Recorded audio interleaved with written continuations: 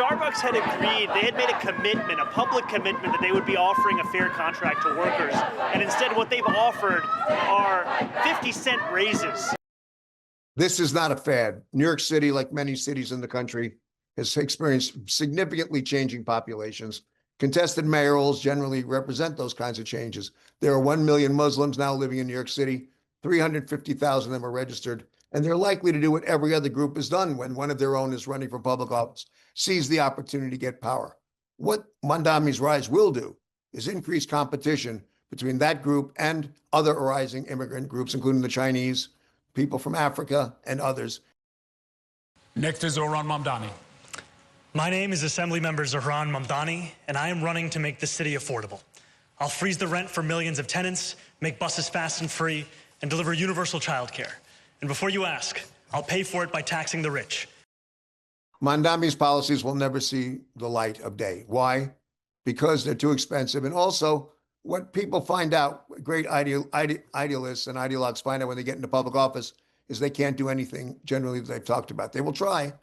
There are very few exceptions. Bill de Blasio, the previous mayor, well, what did he do? Pre-K, pre-kindergarten for children. That worked and has become a significant part of the city's culture within reason. But Mamdani will never see any of this happen. He'll have to create a government that's very different from anything he's thought about. He'll have to create a government, period, because he has no experience.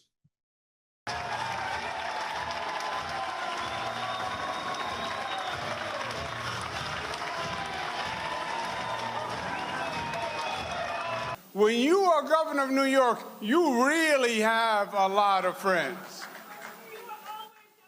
But then you hit, thank you. Andrew Cuomo's comeback is not necessarily about seeking public office, but more about redemption. He's a guy who spent a lot of years in public life, did a lot of good work, went out with real trouble, and this is his moment to try to return. Is it a good campaign? It's been a mediocre campaign. Message has been cloudy. Fear of going into public and then being confronted for past sins is very significant. And he's relying on old relationships and, frankly, how voters vote. Generally, older voters vote more frequently and with more intensity. But in this primary, younger voters are lining up with Mamdani. And they're coming out. They voted early, which is unusual.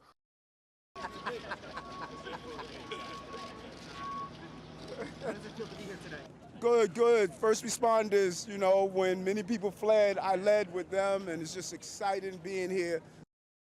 Should Mamdani win the primary, Eric Adams is more likely to win the general election.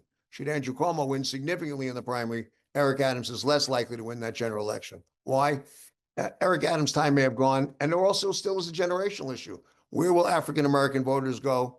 If Mamdani wins the primary, they will come home to Adams.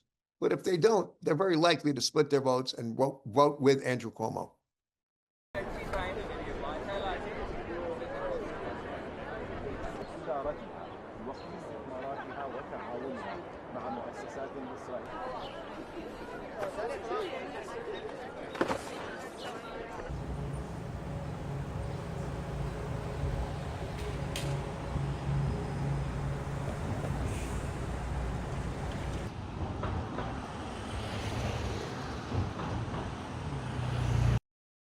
New York, although it has a declining Jewish population in numbers, still has more Jews living in it than any other place outside the state of Israel. Simple fact of life.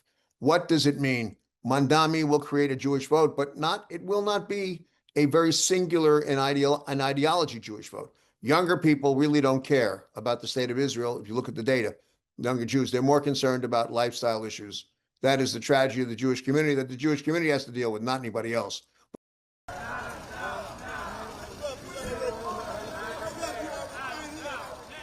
Mr. Mayor, how much control do you have of your future?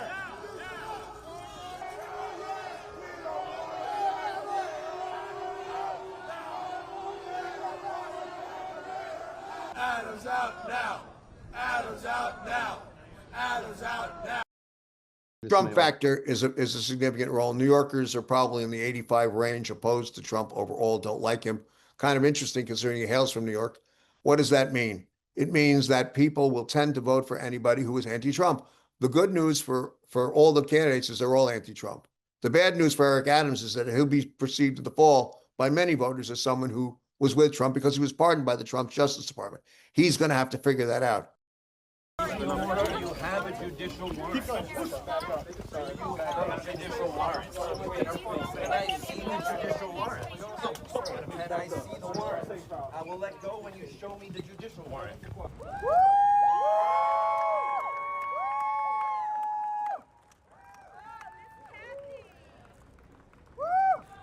Brad, what happened?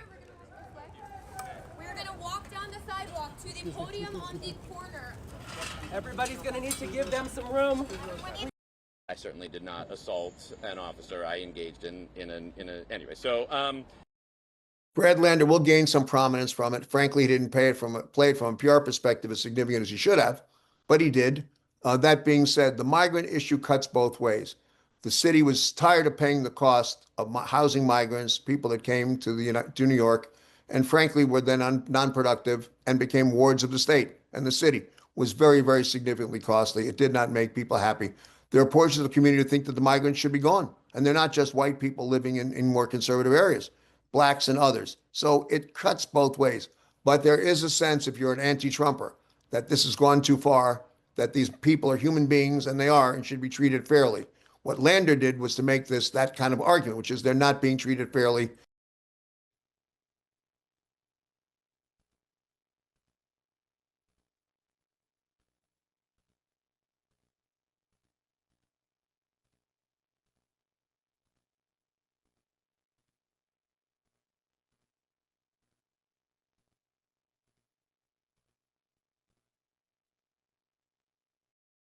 Today, Andrew Cuomo should have the edge, but this primary is a problem for America. Why? It represents the changing nature of the Democrat Party. There aren't a lot of young people who feel they're empowered. Data from last year indicates that younger voters would have been more happy had Bernie Sanders, the senator from Vermont, been the Democratic nominee for president, not Kamala Harris. There's a revolt inside that party and an attempt to change definition. Zohran Mamdani represents that new generation along with Alexandria Ocasio-Cortez, and they want to have their moment, and this is their moment in New York City. To put a person in this seat at this time with no experience is reckless and dangerous. To Mr. Cuomo, I have never had to resign in disgrace. I have never cut Medicaid. I have never stolen hundreds of millions of dollars from the MTA. I have never hounded the 13 women who credibly accused me of sexual harassment. I have never sued for their gynecological records, and I have never done those things because I am not you, Mr. Cuomo. And furthermore, the name is Mamdani, M-A-M-D-A-N-I. You should learn how to say it because we got to get it right.